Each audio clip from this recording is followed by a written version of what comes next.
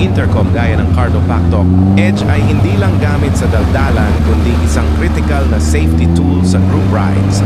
Sa tulong ng DMC 2.0 technology, nananatiling konektado ang grupo para sa real-time alerts tungkol sa hazards or navigation. Kahit pa magkahiwalay sa daan, ang Edge ay swak na sa karamihan dahil sa magnetic, air-mounted natural voice operation habang ang Pacto Pro ay nag-aalok ng premium upgrades tulad ng crash, detection para sa emergency alerts, auto on-off sensors at mas malalaking 45mm JBL speakers para sa mas solid na sound trip habang bumibiyahe. Dito sa part na to, ako ang sweet. Mapapansin nyo na hinintay ako saglit ni Don Dapogi, pero hindi na niya kailangang huminto dahil sa cargo. Nasabihan ko na agad siyang nasa likod na niya ako. Kaya dire-diretso lang ang laro habang tuloy ang kwentuhan. Enjoy and ride safe mga idol!